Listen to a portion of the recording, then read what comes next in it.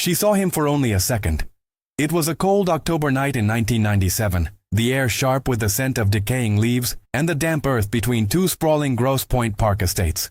Elena Nowak, all of 22 years old, stood in the deep shadows of a manicured hedge, the dust from a vacuum cleaner bag puffing into the darkness like a fleeting ghost. A silhouette vaulted the wrought iron fence of the Sinclair property next door, a tall, lean shape moving with a desperate, fluid haste. For a fraction of a moment, their eyes met under the cold, distant glow of a security light. There was no sound but the rustle of his clothes and her own sharp intake of breath. Then he was gone, swallowed by the night. Elena stood frozen, the empty bag clutched in her hand, her heart hammering against her ribs. In that instant, she made a choice born of fear and history. She would bury the image, erase the man, and say nothing. Her world was not here, among these silent, imposing mansions. Her world was a bus ride away in a cramped lower-level flat in Hamtramck, a city within a city smelling of kielbasa, diesel fumes, and the yeasty breath of bakeries. The Nowak home was a place of perpetual twilight, where the windows looked out onto a concrete alley and the footsteps of the upstairs neighbors were the home's irregular heartbeat. Her mother, Sophia, spent her days in a worn armchair, her hands gnarled by an arthritis that seemed to hold the weight of their family's unspoken history. Sophia's lessons were simple and severe. Keep your head down, do your work, and never ever draw the attention of powerful people. They were Nowaks, immigrants, survivors. Survival depended on being invisible, a lesson Elena had absorbed so deeply it had become the very architecture of her soul. Elena's life was a carefully calibrated loop of exhaustion and duty, a rhythm dictated by bus schedules and the needs of others. Each afternoon she would wake to prepare her mother's meals, her movements, quiet and efficient in the small kitchen. Then came the long journey to Grosse Pointe, a slow transition from the grit of her neighborhood to the polished, empty silence of other people's lives.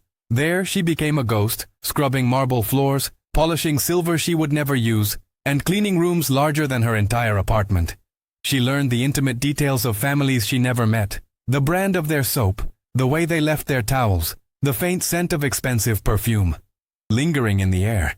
She moved through these spaces without leaving a trace, her presence acknowledged only by the gleam she left behind on a countertop or a mirror.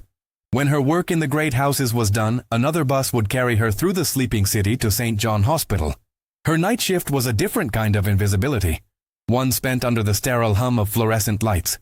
The squeak of her janitor cart's wheels was her only companion as she mopped corridors and cleaned rooms, erasing the daily evidence of sickness and pain. In this nocturnal world, she was a function, not a person. The only glimmers of her own life were small and fiercely guarded, the rare moment she could steal to read a paperback with a cracked spine, or the quiet comfort of sharing a late-night bowl of soup with her brother, Marek, his youthful restlessness a stark contrast to her weary stillness. These were the moments that reminded her she was more than just a pair of hands. The Sinclair name was a myth in the houses where Elena worked. It was spoken in hushed, reverent tones, a dynasty of real estate and old Detroit money. Arthur Sinclair was a titan, a man whose influence was as vast and imposing as the lakefront mansions he built. His world was one of private clubs, charity galas, and a silent, unassailable power that was completely alien to Elena's existence.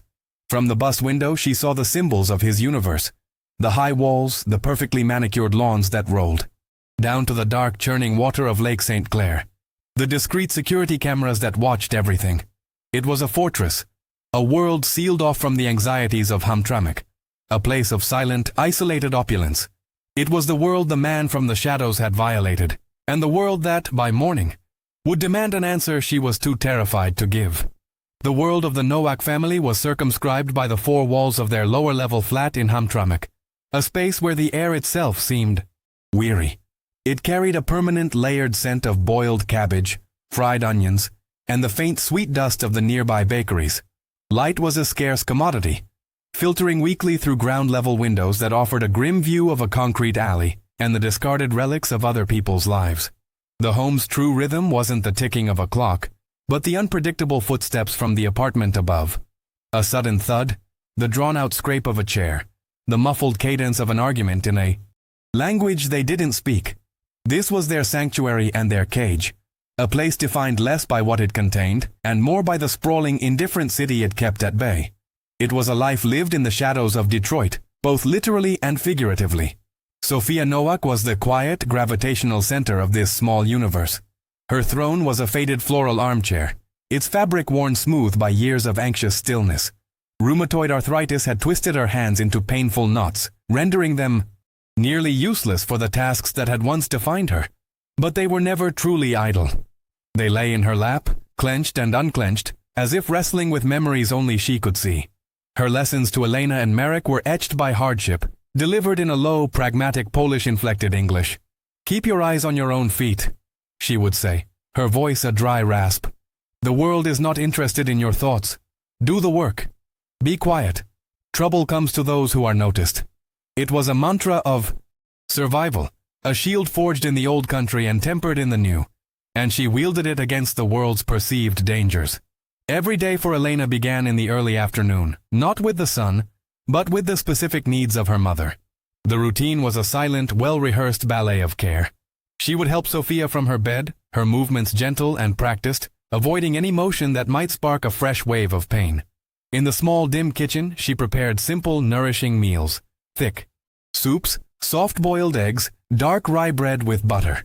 She measured out pills into a small plastic cup, her fingers moving with the precision of a pharmacist, and set them beside a glass of water.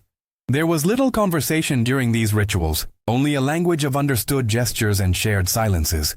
Elena's own needs were an afterthought. A quick cup of instant coffee swallowed while standing over the sink before her own long day and longer night began. Her brother, Marek, was the opposite of the home's oppressive quiet. At 16, he was a coiled spring of restless energy and simmering resentment, his youth a stark, almost violent contrast to the household's weary atmosphere.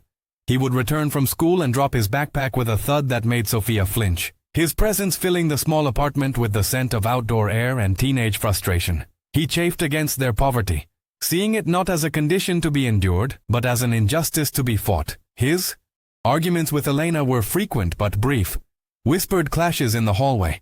He saw her quiet acceptance as weakness, while she saw his anger as a dangerous flame that could attract the very trouble their mother warned them about.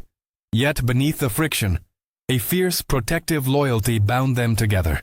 The bus ride to Grosse Pointe Park was a journey across a chasm.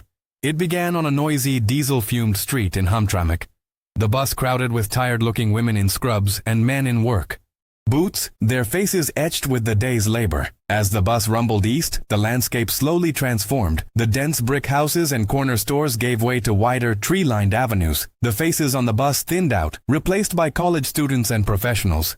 By the time Elena stepped off onto a quiet, manicured street, the world had shifted entirely. The air was different here, cleaner, smelling of cut grass and the vast, fresh expanse of Lake St. Clair. The silence was the most jarring part. It was a heavy, opulent silence, broken only by the distant hum of a lawnmower or the chirping of birds. In these great, silent houses, Elena became a ghost. She wore simple, dark clothes that helped her blend into the background, her soft-soled shoes making no sound on the polished hardwood floors. Her work was methodical and solitary. She moved from room to room, erasing the traces of the lives lived within them. A smudge on a glass door, a ring of condensation on a marble countertop, a few stray hairs in a porcelain sink. She learned the intimate habits of people she would never meet. A silent anthropologist of the wealthy. The Sinclairs, whose property bordered one of her clients, were just a name. A local legend of power and influence. She saw their sprawling Tudor-style mansion only from a distance, a fortress of dark brick and ivy, its windows like vacant eyes staring out at the lake. Her second job was a descent into a different kind of invisibility. The night shift at St. John Hospital was a world bathed in the sterile, humming glow of fluorescent lights. Here, she wasn't a ghost in a home, but a function in an institution. Her companion was the squeaking wheel of her janitor's cart as she pushed it down long, empty corridors. The rhythmic slosh of the mop in the bucket, a hypnotic counterpoint to the distant beeping of machines. She cleaned away the physical evidence of the day's pain and fear. Spills on the linoleum, smudges on the glass, the faint metallic scent of sickness. The work was grueling and lonely. A nightly confrontation with the raw, unglamorous reality of human frailty. It was here, in the deepest hours of the night, that her own exhaustion felt most profound. Small pockets of grace were all that kept her afloat. Sometimes, when Marek was still awake upon her return near dawn, they would share a bowl of Zurich, the sour rye soup a comforting taste of home. In those quiet moments, his youthful anger would soften, and he would ask about her night, his concern a rare and precious gift. Other times, she would find a discarded paperback book left behind in a patient's room, its spine cracked and its pages softened with use. She would tuck it into her bag and steal 5 or 10 minutes on her break, losing herself in someone else's story. A brief escape from the relentless loop of her own. These were not dreams, but anchors, small, solid things to hold on to in the vast, indifferent current of her life. Her own dreams had long been packed away, like old clothes stored in a dusty box. There had been a time before her mother's illness worsened, when she had thought of community college, of maybe becoming a librarian, a life surrounded by the quiet order of books. The thought was now a faint, bittersweet ache, a ghost of a life she might have lived. The crushing weight of medical bills and the daily non-negotiable needs of her family had foreclosed on that future. Her reality was the scent of bleach, the weight of a vacuum, cleaner, and the endless bus rides through a sleeping city. Her purpose was not to build a life for herself, but to maintain the fragile one her family already had, a duty she accepted with a quiet, bone-deep resignation. The contrast between her two workplaces was a constant, silent commentary on her life.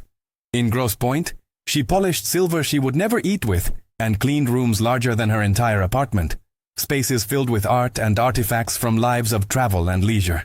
The sheer volume of things, of beautiful, unnecessary objects, was staggering. Then, at the hospital, she would scrub floors in rooms where life was stripped down to its most basic, urgent elements, a bed, an IV pole, a frightened face.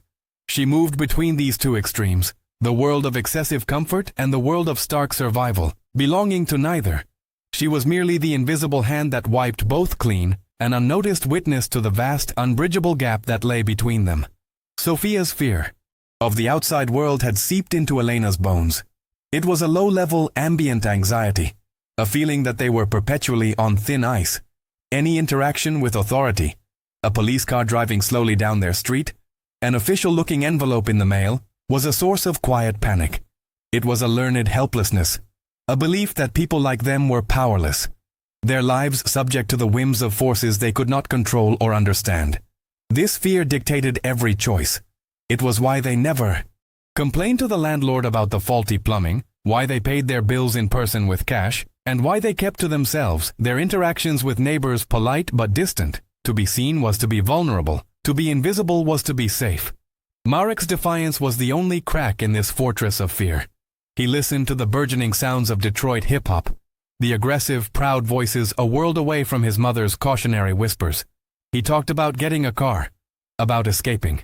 Hamtramck, about making something of himself in a way that didn't involve cleaning up after other people. He saw the wealth of Grosse Pointe not with the detached awe of his sister, but with a sharp, envious anger.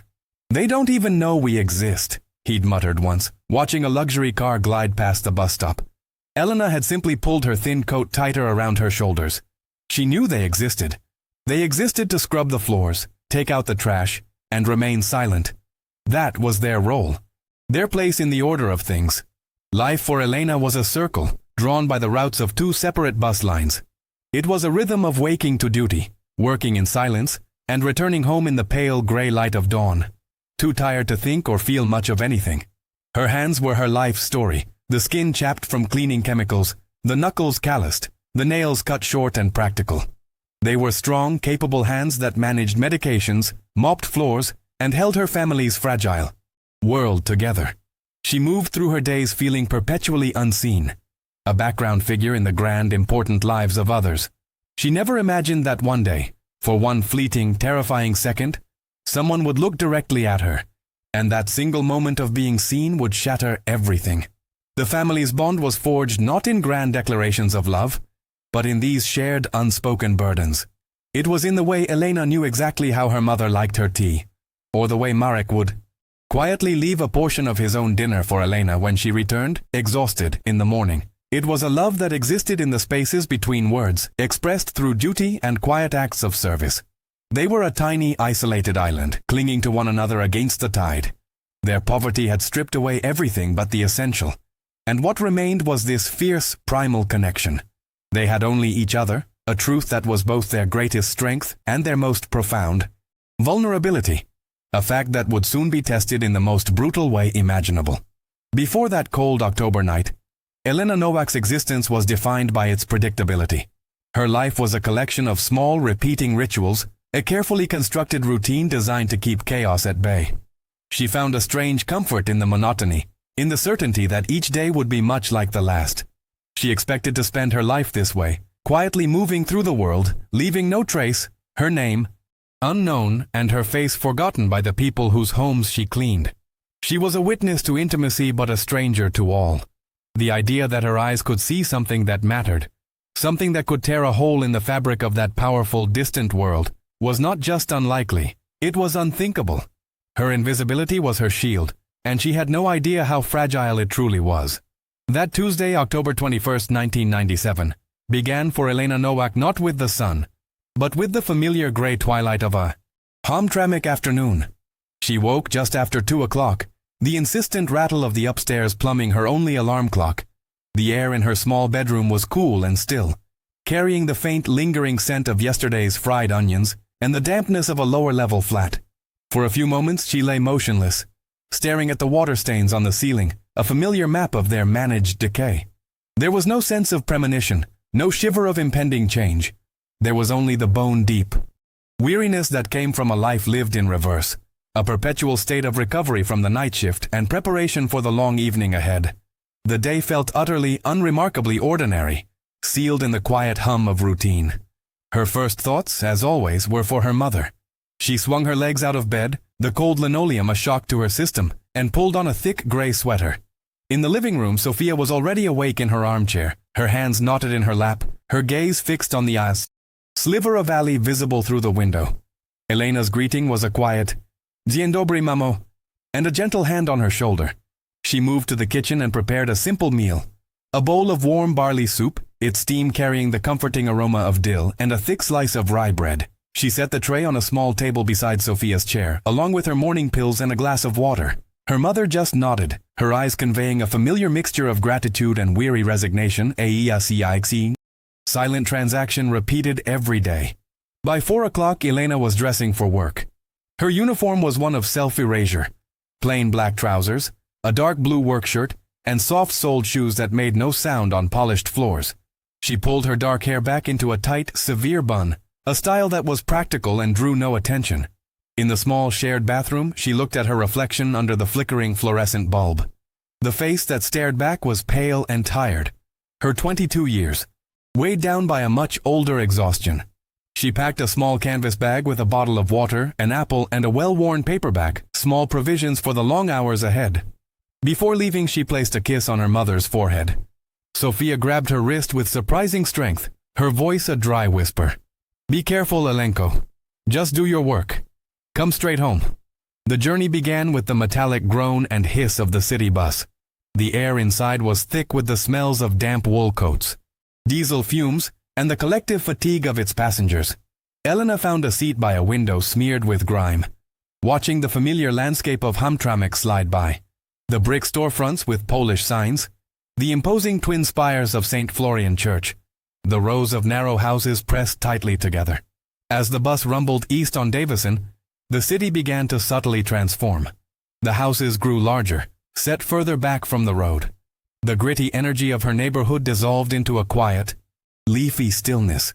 By the time she transferred to the second bus, the one that ran along the edge of Lake St. Clair, she felt as though she had crossed an invisible, unbreachable border into another country. She stepped off the bus into a world of profound silence. Here the air was sharp and clean, carrying the damp, earthy scent of decaying autumn leaves and the vast, cold breath of the lake.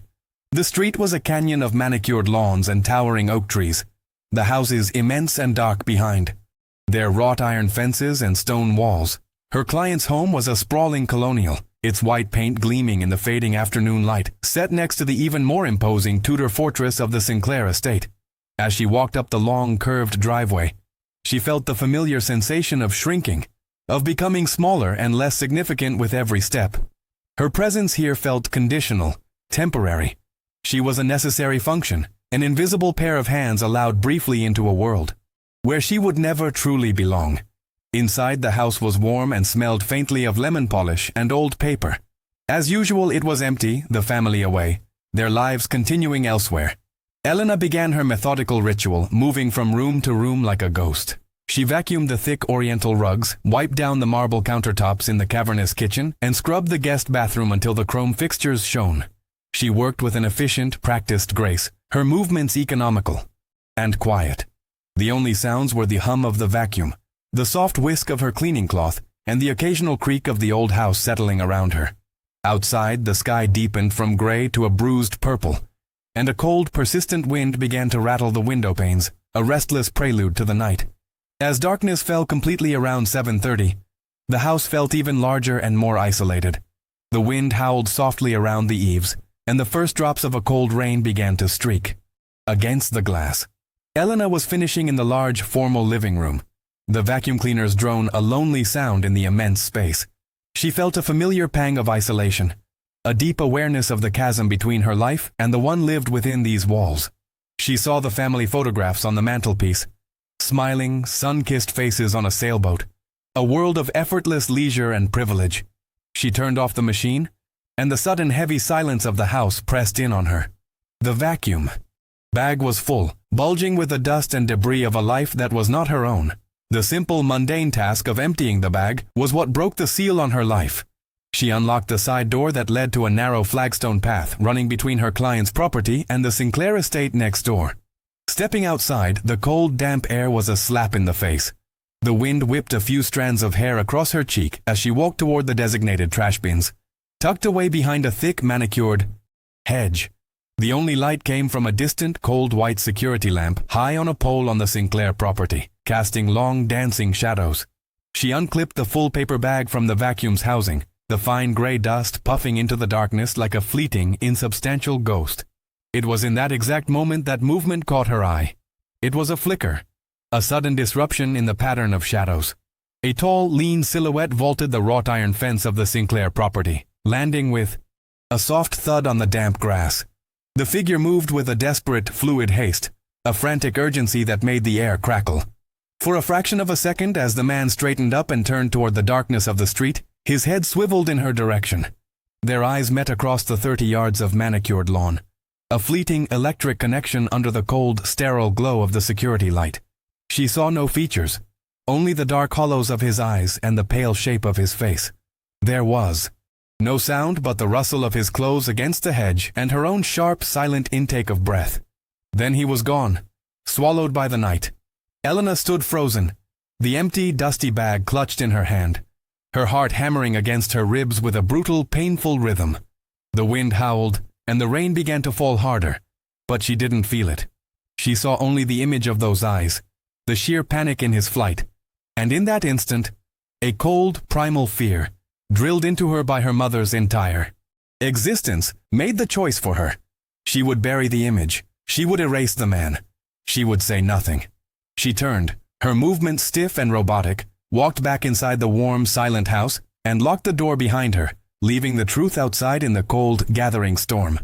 The news broke the next morning not as a shout, but as a disembodied voice from the small radio a fellow passenger was playing on the bus ride home from the hospital. The words, Grosse Pointe Park, homicide, and Sinclair floated through the stale air, each one a small, sharp stone striking Elena. She felt the blood drain from her face, a cold rush that left her lightheaded. When she finally stumbled into her flat, the headline on the morning paper left on the doorstep screamed it in thick black ink. Tragedy hits Sinclair dynasty. Isabel Sinclair, 19 years old, found dead in her bedroom. Elena sank into a kitchen chair, the thin newsprint trembling in her hand.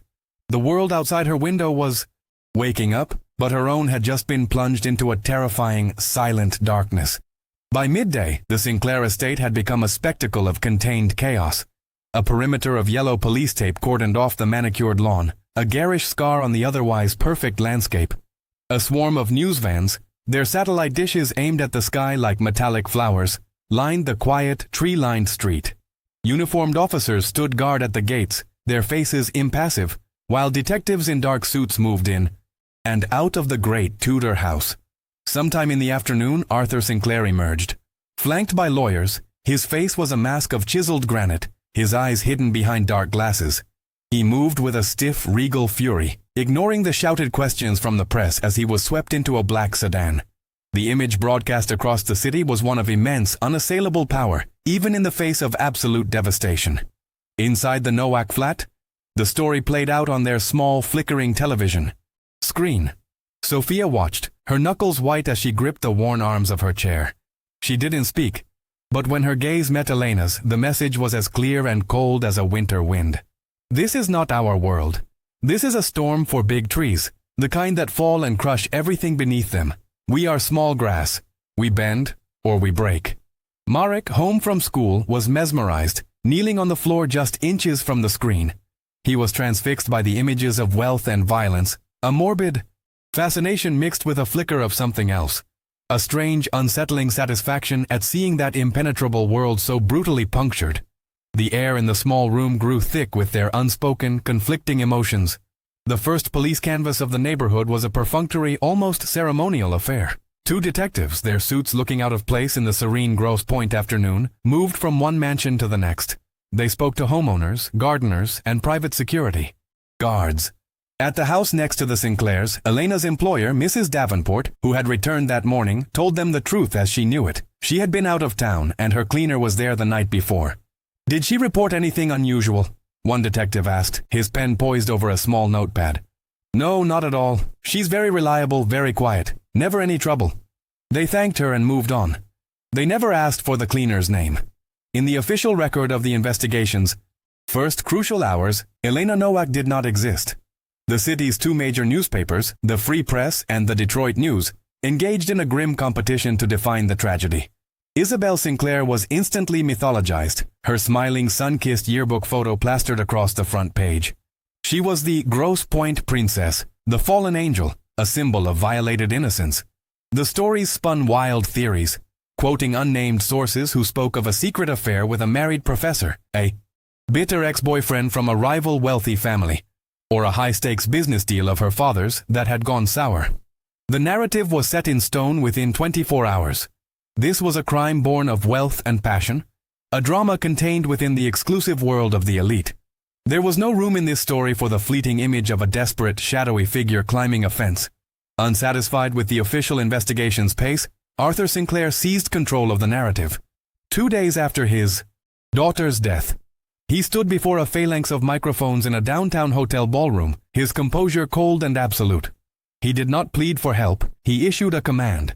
He announced a $100,000 reward for any information leading to the arrest and conviction of the killer, a sum that was astronomical for the time. In his clipped, precise sentences, he subtly indicted the Detroit Police Department, suggesting their methods were slow and their reach insufficient. He was transforming his private grief into a public crusade, wielding his immense wealth not just as a tool for justice, but as a weapon to bend the city's institutions to his will. The reward money sent a jolt through the city, stirring up a murky stew of gossip and speculation. In working-class bars in Detroit and quiet diners in the suburbs, the Sinclair murder became the only topic of conversation. Everyone, it seemed, had a theory, or knew someone who saw something. A waitress at a Coney Island on Aarhus, Jefferson Avenue claimed she served a nervous-looking man who matched a vague description just hours before the murder. A long-haul truck driver remembered seeing an expensive car parked oddly on a side street near the estate. These fragments, often embellished or entirely invented, were passed from person to person, eventually finding their way to overworked police tip lines, creating a dense fog of misinformation that obscured the truth rather than revealing it. Overwhelmed by public pressure and Sinclair's influence, the official investigation, led by a weary veteran named Detective Frank Miller, turned inward. They focused their full attention on what they considered the highest probability targets, Isabel's privileged inner circle. They spent weeks meticulously deconstructing the last days of her life, interviewing her friends, classmates, and a string of handsome, wealthy ex-boyfriends. They analyzed her phone records, scrutinized her diary, and debated the significance of a cryptic note found in her room. The investigation became a closed loop, a drama played out entirely within the gilded cage of Grosse Pointe society. The possibility that the killer was an outsider, a ghost from another world, was a theory they briefly considered and then quickly dismissed as improbable. For Elena, her silence became a living thing, a malevolent presence that followed her everywhere. At night, in the sterile, humming corridors of the hospital, every shadow seemed to hold the Moiasiayu shape of the man. During the day, every newspaper headline and television report felt like a personal accusation. The weight of what she had seen and what she had not said settled deep in her bones, a constant low-grade fever of guilt and terror. She moved through her life like an automaton, her hands scrubbing floors and polishing surfaces while her mind replayed that single terrifying second over and over. The fear of what would happen if she spoke was matched only by the corrosive shame of what was happening to her because she didn't. Marek's fascination with the case grew into a quiet obsession. He consumed every article, every television special, his youthful anger at their poverty now channeled into an intense focus on this single, brutal event. He began collecting the newspapers, carefully cutting out the stories about the murder and hiding the clippings in a shoebox under his bed. He would try to talk to Elena about it, probing her with questions she refused to answer. "They say on the news it was someone she knew," he'd say, watching her face for a reaction. "Do you think that's true?" Elena would just turn away, her expression blank, her silence a wall he could not breach. His innocent curiosity felt dangerous, a constant threat to the fragile secret world she was trying to maintain. A chill settled over Grosse Pointe, a fear that had nothing to do with the approaching winter. The murder had shattered the community's illusion of impenetrable safety. New, more sophisticated security systems were installed in the great houses. Private security patrols, their cars gliding silently through the dark streets, became a common sight. The silent, manicured avenues that had once symbolized serene opulence now felt menacing after dark. This fear, however, was a luxury item, specific to the location. It did not cross the border into Hamtramck or the wider city of Detroit, where violence was a more common, less sensationalized part of life. The Sinclair murder was Grosse Pointe's tragedy, a private horror story that the rest of the city observed with a distant, detached curiosity. The enormous reward, meant to break the case open, instead threatened to bury it. The police tip line was flooded with a deluge of false leads and malicious accusations. Desperate people hoping for a life-changing payday called in with fabricated stories about suspicious neighbors or old enemies. Detective Miller and his team spent hundreds of man-hours chasing these phantoms, interviewing liars and tracking down ghosts. Each dead end was another drop of fuel on the fire of Arthur Sinclair's cold, impatient rage. The initial, intense momentum of the investigation began to stall, sputtering out in a cloud of public speculation and intentional deceit. The trail was growing colder with every passing hour, the truth buried deeper under a mountain of lies. Sophia Nowak watched her daughter with a hawk's eye, sensing the turmoil simmering beneath Elena's quiet surface. One evening she found Elena staring blankly at the television, where a news report was showing black and white photos of Isabel Sinclair as a child. Sophia hobbled over and switched the set off, plunging the room into silence. She placed a gnarled, painful hand on Elena's shoulder, her grip surprisingly strong. "You are a good daughter, Elenko," she said, her Polish-accented voice low and firm, a commander issuing a final non-negotiable order. "You do your work. You are quiet. You keep this family safe. Their world is not our world. You saw nothing. You know nothing. That is the end of it." Weeks bled into a month, and the raw shock of the murder began to cool into a permanent, mournful scar on the community. The headlines moved on to politics and sports. The news vans vanished from the Sinclair street. The reward posters, their ink faded by the autumn rain, began to peel from telephone poles, the promise of a fortune now looking like a sad, forgotten plea. For the police, the unsolved case was becoming a source of quiet, institutional shame. For Arthur Sinclair, it was a wound that refused to close, fueling a grief that was hardening into something colder and more permanent. For Elena, the silence she had chosen had become the architecture of her life, a prison with no bars and no hope of escape. As the first bitter winds of a Michigan winter swept across the lake, a sense of grim finality descended upon the case. The Isabel Sinclair murder was no longer a breaking crisis but a piece of dark local folklore, a ghost story the wealthy told their children. Detective Miller filed his final report for the year, the thick binder filled with dead ends and unanswered questions. The boxes of evidence were labeled and moved to a storage room, joining the silent monuments to the city's other unsolved tragedies. The investigation was not officially closed, but it was frozen, suspended in time. The truth, like the man Elena saw that night, had been completely and utterly swallowed by the darkness, leaving behind only a vast, echoing emptiness. The first year passed like a long, held breath. Time, which had once been a predictable cycle of shifts and seasons, now seemed to bifurcate. There was the world's time, marked by holidays and changing weather. And then there was Elena's time, which had frozen on that cold October night. The public memory of Isabel Sinclair's murder faded with the autumn leaves, replaced by new headlines and fresh tragedies. But for Elena, the silence she had chosen became a physical presence in her small flat, a guest who never left. It sat with them at the dinner table, a dense, invisible mass between her and Marek. It followed her on the bus and stood beside her as she mopped the sterile hospital floors. The secret was no longer a decision but a permanent part of her anatomy, an internal organ that ached with a dull, constant pressure. The weight of that unspoken year settled most heavily on Sophia. The fear that had always been a quiet hum in their lives now became a roaring in her ears. Every knock on the door, every siren in the distance, sent a tremor through her frail body. Her arthritis seemed to feed on this new anxiety, her knuckles swelling into larger, more painful knots, her movements becoming slower, more deliberate. She stopped asking Elena about her work, as if not mentioning Grosse Pointe could somehow erase the connection. Her world shrank until it was composed entirely of the four walls of their flat and the flickering blue light of the television, where she watched the world's dangers unfold from a safe, mediated distance. She was a warden guarding a secret she didn't even fully know. Her own daughter the prisoner. Elena's life calcified. The faint, ghostly dreams of a different future, of a library, of community college, evaporated completely, leaving behind only the hard, unyielding reality of her routine. She worked with a grim, relentless efficiency, taking on extra shifts at the hospital whenever they were offered. Exhaustion became her shield, a state so profound it left little room for guilt or fear to fester.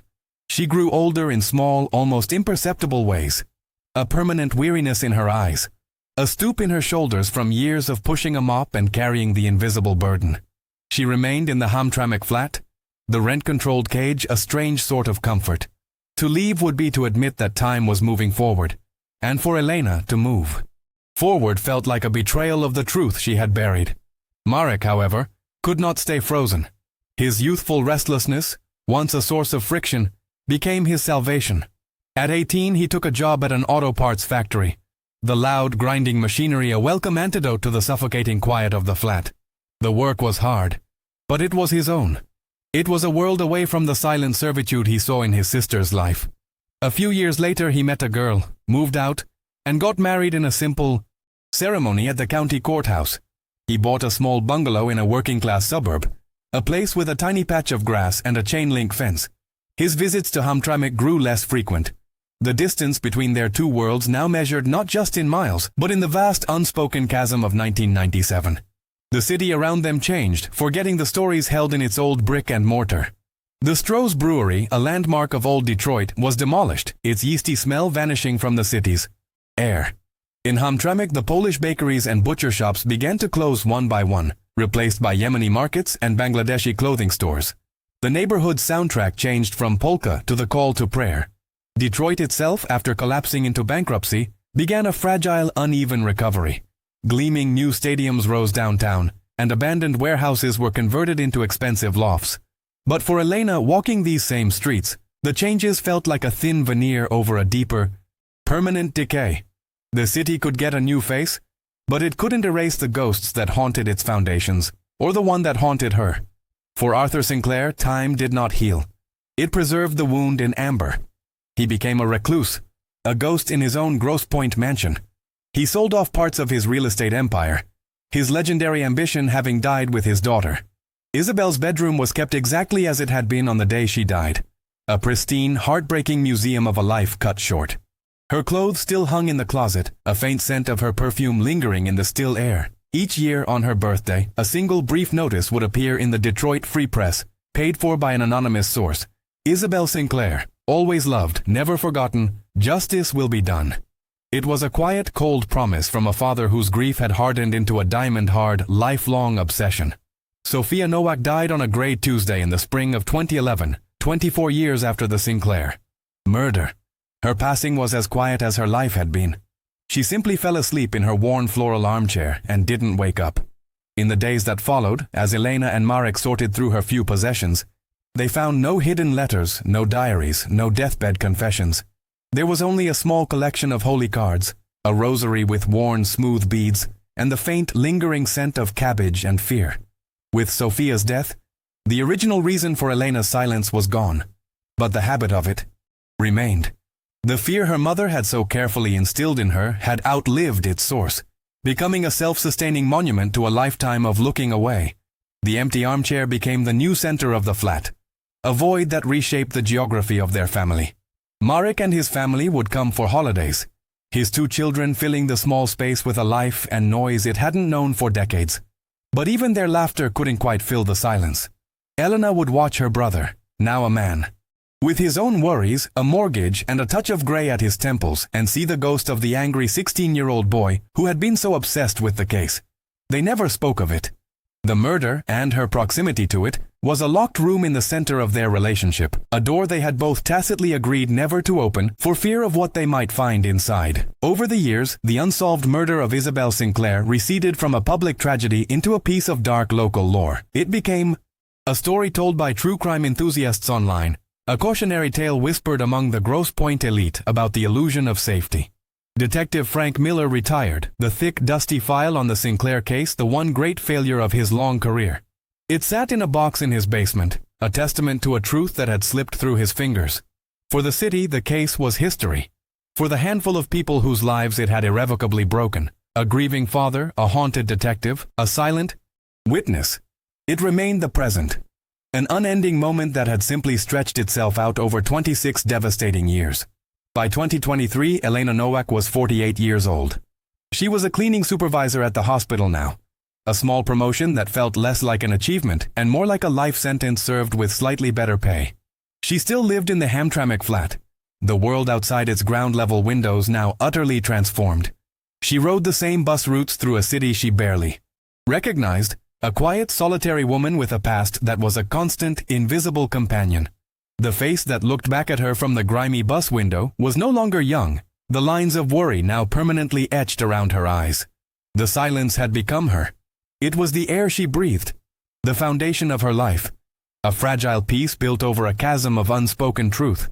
The end of Elena's silence began not with a confession, but with a federal grant.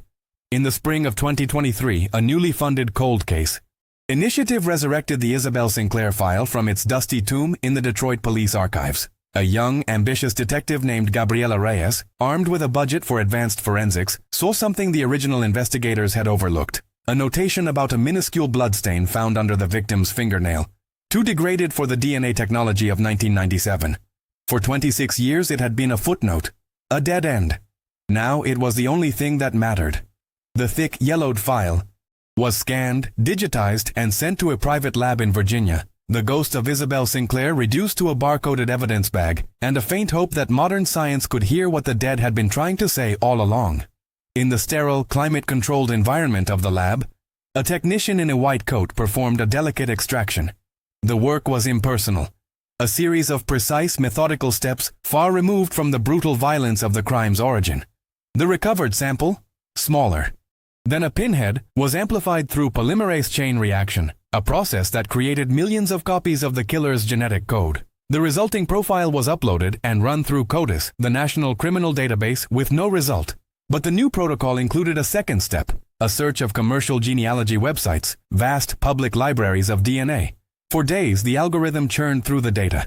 Then, on a quiet Thursday afternoon, a notification appeared on a monitor, a soft, unremarkable ping that signaled a high-confidence familial match, a digital thread connecting the past to the present. The name that surfaced from the digital ether was not one found anywhere in the original case file.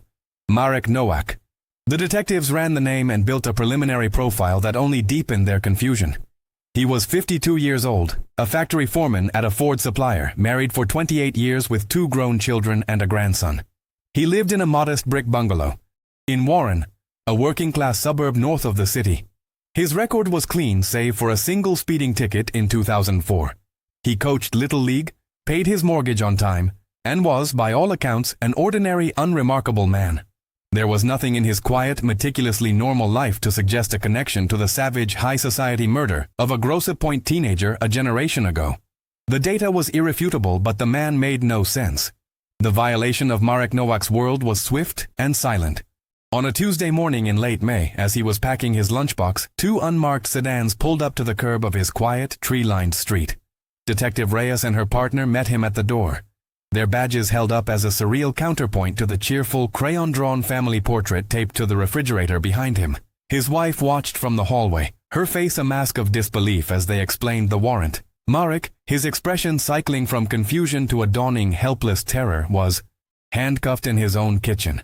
He was led out past the neatly trimmed hedges and the bird feeder his grandson had given him. A ghost from a crime he didn't remember, being pulled into the harsh, unforgiving light of a world he never knew existed. Elena was in her small, windowless office at the hospital, arguing on the phone with a supplier about a delayed shipment of floor wax, when her cell phone rang. It was her sister-in-law, her voice a frantic, sobbing mess that was barely coherent. Elena's first thought was of an accident, of one of the kids, but then the words cut through the static, sharp and impossible. "They took him, Elena. The police. They're saying something about a murder, from a long time ago. A girl named Sinclair." The name landed in the sterile air of the office like a physical blow. The world tilted, the scent of antiseptic and bleach suddenly suffocating. The ghost she had lived with for 26 years was no longer just hers. It had broken out of her and had come for her brother. In a small gray interrogation room, Marek Nowak was a portrait of bewildered innocence. He answered every question calmly, his hands flat on the metal table. He had no idea who Isabel Sinclair was, had never been to Grosse Pointe Park in his life. When they asked him about the night of October 21st, 1997, he frowned, concentrating. Then his face cleared. He knew exactly where he was. He was a 16-year-old high school sophomore, and his school was playing its biggest rival in the homecoming football game. He named a dozen friends who were with him in the stands. A few phone calls by the detectives confirmed it all. The alibi was perfect, unshakable.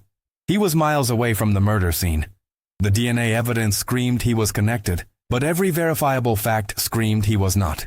The lead genetic genealogist on the case explained the science to a frustrated Detective Reyes over a video call. The match wasn't to Marek himself, but to a close male relative. It indicated a parent-child relationship with near certainty. "He has no brothers, registered or otherwise," Reyes stated, tapping a pen on Marek's file.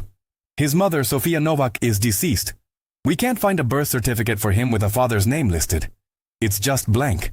The genealogist was quiet for a moment. "Then the DNA doesn't belong to your suspect," she said, her voice clinical and precise. "It belongs to his father, the man whose DNA you found under Isabel Sinclair's fingernails. Wasn't Marek Nowak. It was the father he apparently never knew he had. The phantom from the fence suddenly had a genetic fingerprint." Detective Reyes visited Elena at the Hamtramck flat that evening.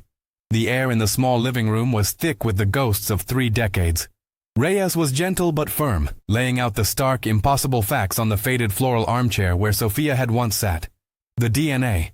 Marek's unbreakable alibi. The inescapable conclusion. "Your brother is going to be released," she said, her voice soft. "But this isn't over. The man we're looking for is your father.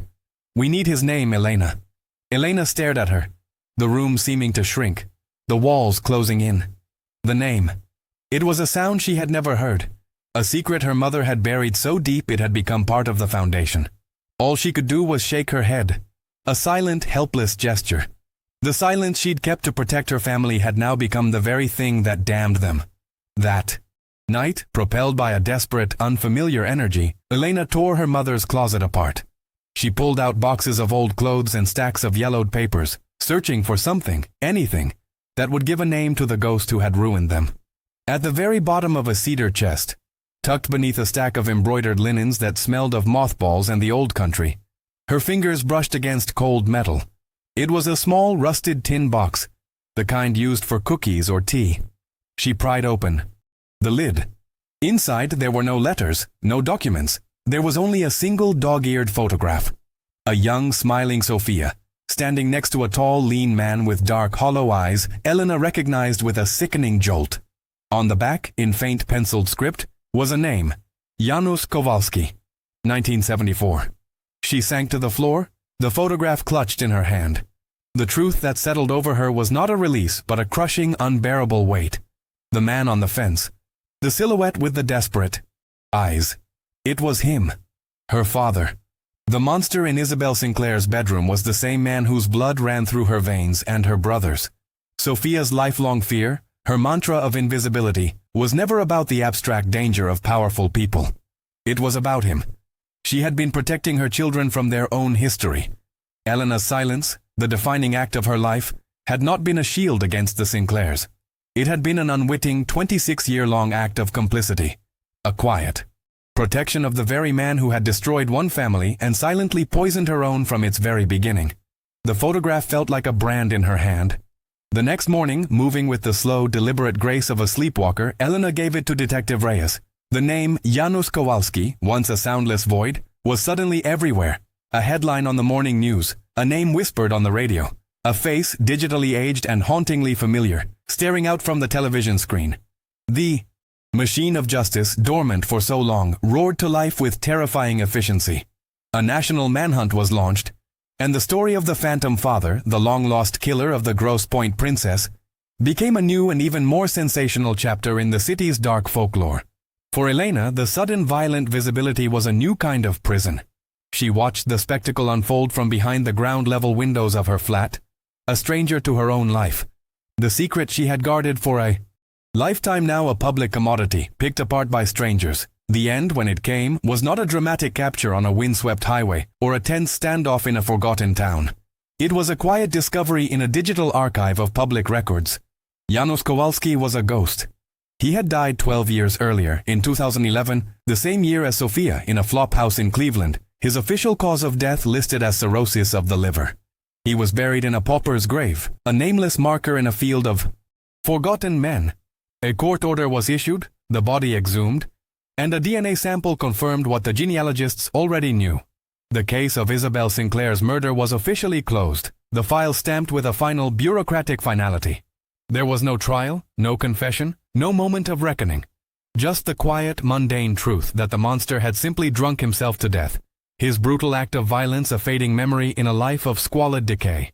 For Arthur Sinclair, the news was not a victory, but a final, bitter insult. The object of his 26-year obsession was not a cunning rival or a diabolical mastermind, but a pathetic, forgotten drunk. Justice had been served, but it brought no catharsis, only the hollow echo of a wasted life spent hunting a ghost.